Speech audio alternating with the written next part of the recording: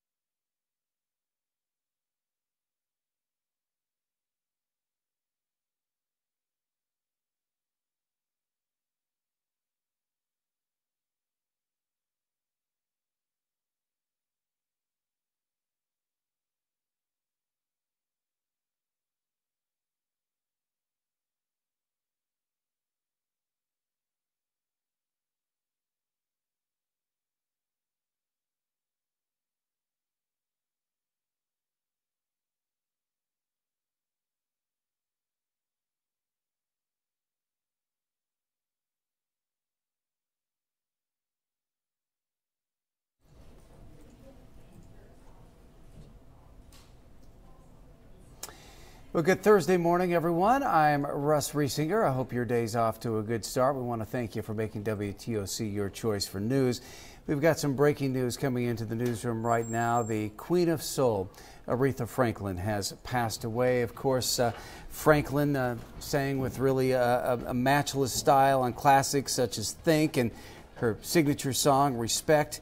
She died today at the age of 76. Now, we are learning that the cause was advanced pancreatic cancer. So a sad story there. Aretha Franklin, the long-reigning Queen of Soul, dead at the age of 76 this morning. We've also got an update this morning on the search for those two missing swimmers off the coast of Tybee. Tybee Fire has now recovered both of the bodies of those men. They disappeared while they were swimming at South Beach Monday night. The rescue team tells us they found one body yesterday morning, then a kite surfer found the second one last night.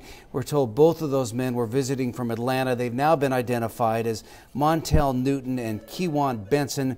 Their bodies have been released to the Chatham County coroner. Now, this is a really dangerous part of the beach where they drowned Monday. This Google map shows and explains some of the areas there on the beach. That sandbar is actually about a mile long, and it's a lot longer than most people think. Of course, when that high tide comes in, it has trapped many people out there. Several have drowned over the years, and hundreds have had to be rescued. So you definitely want to keep that in mind if you're out there on Tybee.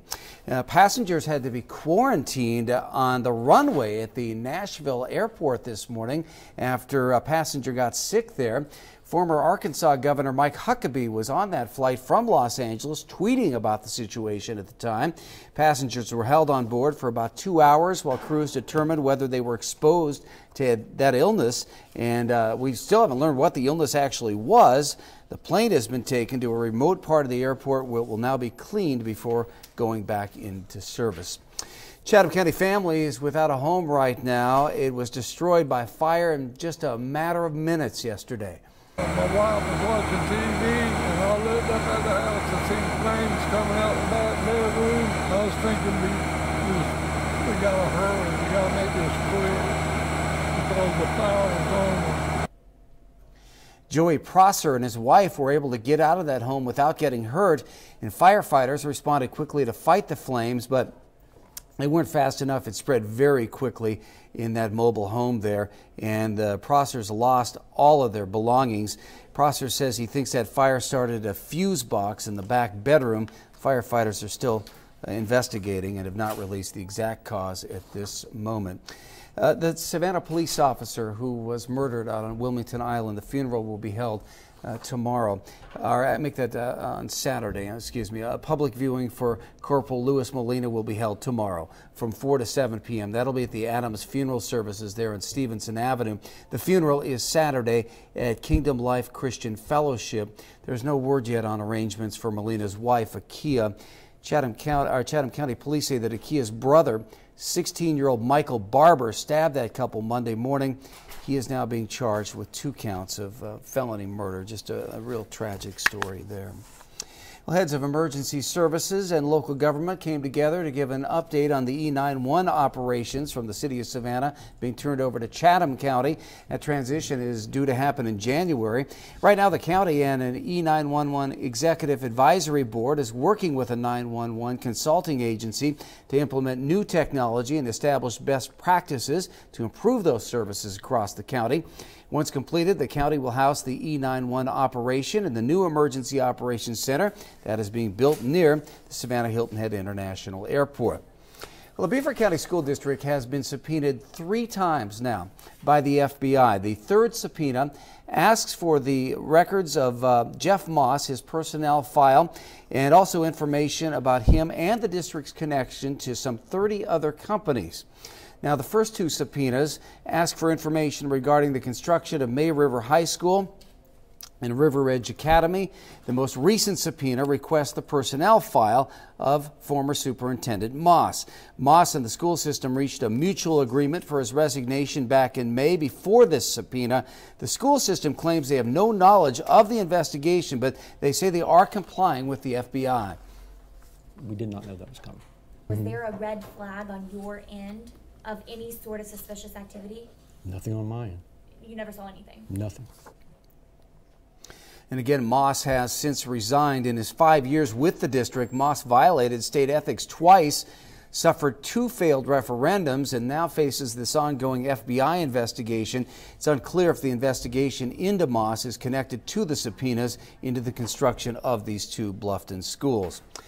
You may have noticed a lot more law enforcement out there on the roads as of late. That is because the Georgia Governor's Office of Highway Safety is joining the National Drive Sober or Get Pulled Over mobilization. That effort goes through Labor Day. The National Highway Traffic Safety Administration says during the Labor Day holidays from 2012 to 2016, almost 800 people died in drunk driving crashes nationwide. Also over in the Low Country, drivers there will see increased traffic patrols soon as well.